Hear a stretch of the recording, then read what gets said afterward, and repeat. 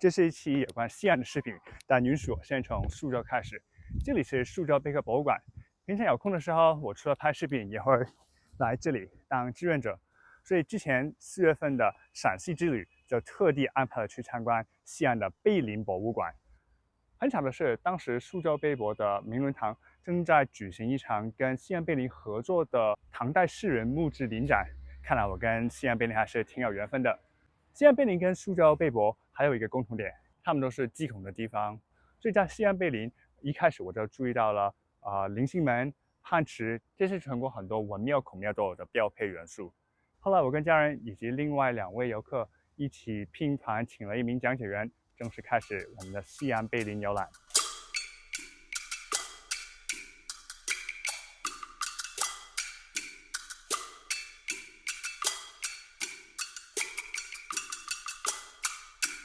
当时应该是1号馆在维修，所以错过了不少重要文物，但其他陈列已经足以让我叹为观止。比方说由唐玄宗亲自书写和作序的10台孝敬碑，背后代表了他以孝道治天下的思想，以及他与杨玉环之间的爱情。还有景教流行中国碑，这块碑记录了基督教分支景教在贞观之治时期在中国的发展，也体现出海纳百川的大唐社会。这碑具有极其重要的历史价值，还差点被大骂人 Fritz Home 偷运出国呢。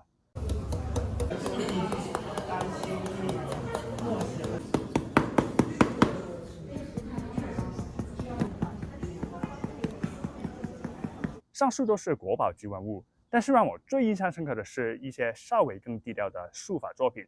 首先必须说明，我是不懂书法的，而且我的字还写得特别丑，包括英文也是。但是这些作品的书法加上背后的故事，我觉得真的是非常有趣。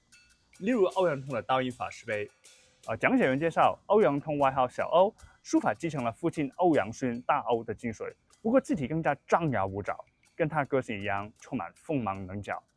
所谓字如其人，后来欧阳通因为语言太犀利，得罪了武则天，被冤死在狱中。而这块藏在角落的大观圣座之碑，展现了宋徽宗发明的瘦金体。据介绍，没几个人学得来这字体，最接近的居然是死极晋朝的第6位皇帝完颜景。这些历史我听得啧啧称奇。讲解结束之后，我一直在回味那些精彩的故事。然后我老婆跟我说，我觉得这些东西新奇，主要是因为我没有在大陆上过学。她说，大部分的讲解词，小时候的语文课还是历史课都基本上有讲过。当然，课本上的一些知识这样立体的呈现在眼前，还是挺梦幻的。我10岁的时候离开香港，我也不知道如果留在香港的话，后面的课程会不会讲到相关的内容。反正这期在西安碑林，我仿佛上了一节课，受益匪浅。这个讲解员的费用太值了。对了，顺带介绍一下，我们苏州贝壳博物馆这边的讲解是免费的。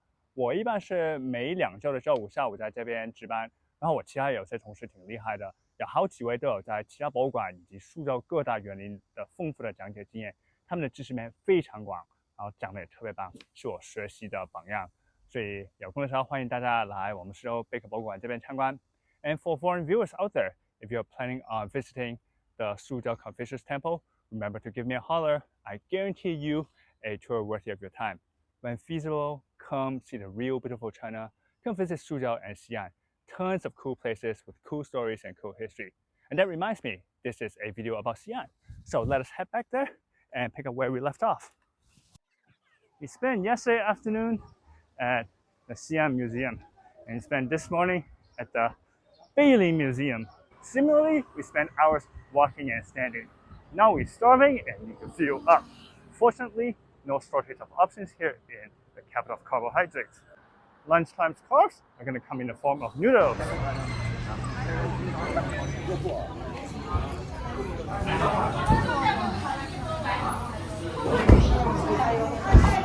来，出来！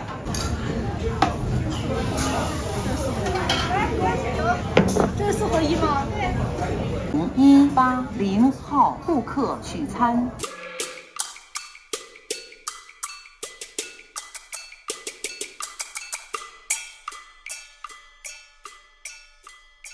Both the thin variety of noodles and the white noodles can be paired with several different toppings.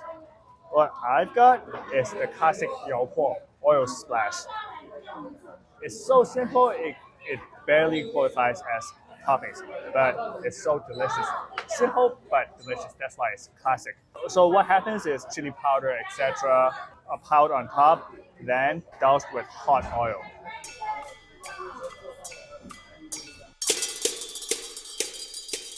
The splash just invigorates all the flavors of the condiments and kicks up this cloud of aromas that really excite the senses. The underlying mechanism is similar to a dish shown in one of my old videos, the Xi'an shredded eel with sizzling oil, a classic of Jiangnan cuisine.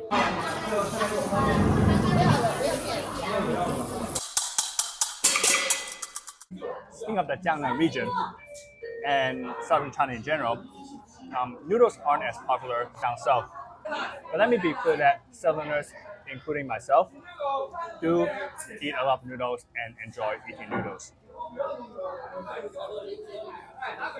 Which is why I've done like a dozen videos about southern noodles. And you can tell from these videos, southern noodles are more about toppings and broth rather than the noodles themselves.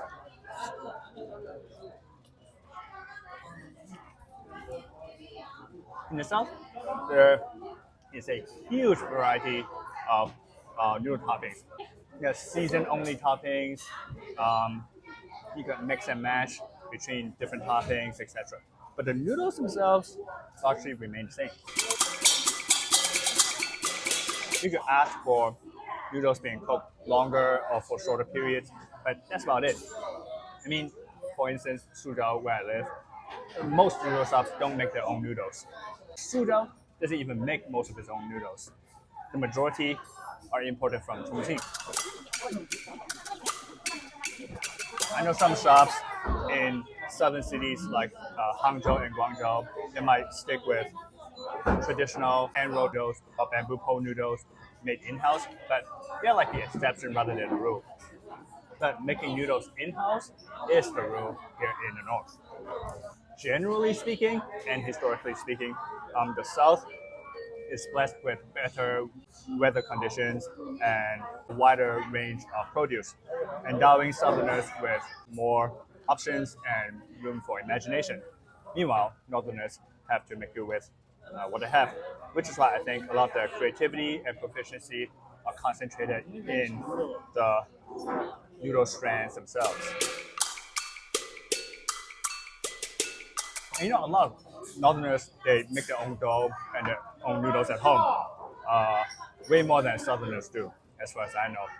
I mean, this is not a scientific conclusion or whatever, but I think most people agree with me, as summarized in the axiom, rice in the south, noodles in the north. When feasible, come see the real beautiful China. Come try different noodles in our country, from beef noodles in Taiwan province in the south to Belch noodles here in Xi'an in the north. 再见。